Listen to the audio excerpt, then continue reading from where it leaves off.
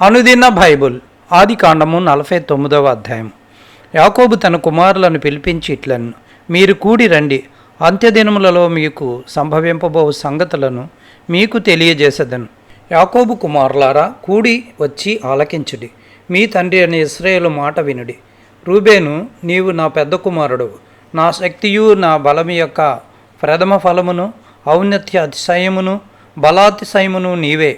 నీలవలే చంచలుడవై నీవు అతిశయం పొందవు. నీ తండ్రి మంచం మీదకి ఎక్కితివి, దానిని అపవిత్రము చేసితివి. అతడు నా మంచం మీదకి ఎక్కాను. సిమియోను, లేవి అనువారు సహోదరుల వారి ఖడ్గములు బలత్కారపు ఆయుధములు. నా ప్రాణమా, వారి ఆలోచనలో చేరవద్దు. నా ఘనమా, వారి సంఘముతో కలుసుకొనవద్దు.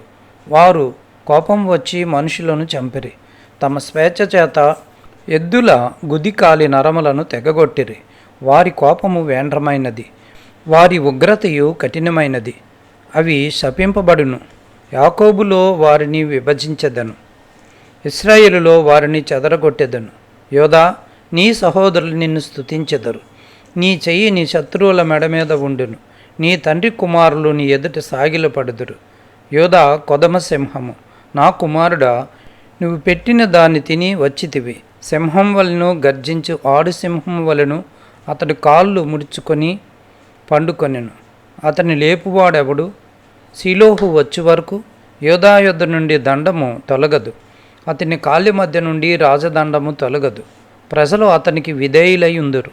ద్రాక్షావల్లకి తన గాడిదను, ఉత్తమ ద్రాక్షావల్లకి తన గాడిద పిల్లను కట్టి, ద్రాక్షారసంలో తన బట్టలను, ద్రాక్షల రక్తములో తన వస్త్రమును ఉతుకును. అతని కన్నులు ద్రాక్షారసము చేత ఎర్రగాను, అతని పళ్ళు పాల చేత తెల్లగాను ఉండును. జెబులూను సముద్రపు రేవున నివసించును, అతడు ఓడలకు రేవుగా ఉండును. అతని పొలిమేర సీదోను వరకు నుండును. ఇస్సాకారు రెండు దొడ్ల మధ్యను పండుకొని ఉన్న బలమైన గార్ధబము. అతడి విశ్రాంతి మంచి దగుటయు, ఆ భూమి రమ్యమైన దగుటయు చూచెను కనుక అతడు మోయిటకు భుజము వంచుకొని వెట్టి చేయి దాసుడగును. దాను ఇశ్రాయేలు గోత్రికుల వలె తన ప్రజలకు న్యాయము తీర్చును. దాను త్రోవలో సర్పముగాను, దారిలో కట్లపాముగాను ఉండును. అది గుర్రపు మడిమలు కరచును, అందువలన ఎక్కువాడు వెనుకకు పడును.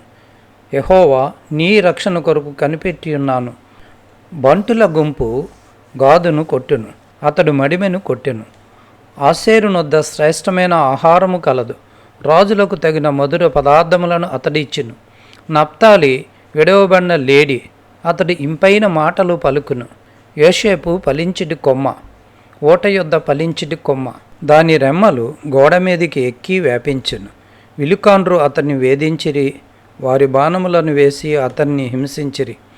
యాకోబు కొలుచు పరాక్రమశాలి అయిన వాని హస్తబలము వలన అతని విల్లు బలమైన దగును.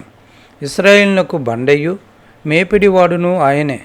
నీకు సహాయము చేయు నీ తండ్రి దేవుని వలనను, పైనుండి మింటి దీవెనలతోనూ, క్రింది దాగి ఉన్న అగాధ జలముల దీవెనలతోనూ, స్తనముల దీవెనలతోనూ, గర్భముల దీవెనలతోనూ, నన్ను దీవించు సర్వశక్తిని దీవెన వలనను అతని బాహుబలము దిట్టపరచబడును. నీ తండ్రి దీవెనలు నా పూర్వీకుల దీవెనలపైన చిరకాల పర్వతముల కంటే హెచ్చుగా ప్రబలమగును. అవి యోసేపు తల మీదను, తన సహోదరుల నుండి వేరుపరచబడిన వాని నడినెత్తి మీదను ఉండెను. బెన్యామీను చీల్చినట్టి తోడేలు, అతడు ఉదయమందు ఎరను తిని అస్తమయమందు దోపుడు సొమ్ము పంచుకొనును. ఇవి అన్నీయు ఇశ్రాయేలు 12 గోత్రములు. వారి తండ్రి వారిని దీవించుచు వారితో చెప్పినది ఇదే. ఎవరి దీవెన చెప్పున వారిని దీవించెను.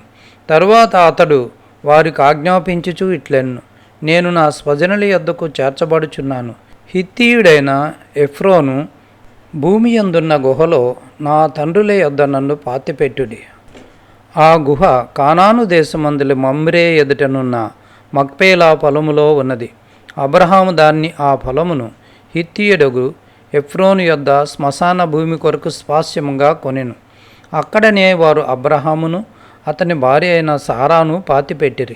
అక్కడనే ఇస్సాకును అతని భార్య అయిన రిబ్కాను పాతిపెట్టిరి. అక్కడనే నేను లేయాను పాతిపెట్టి తిని. ఆ పొలమును అందులోనున్న గుహయు హేతు కుమారుల యొద్ద కొనబడినదనెను. యాకోబు తన కుమారులకు ఆజ్ఞాపించుట చాలించి మంచం మీద తన కాళ్ళు ముడుచుకొని ప్రాణము విడిచి తన స్వజనుల యొద్దకు చేర్చబడెను.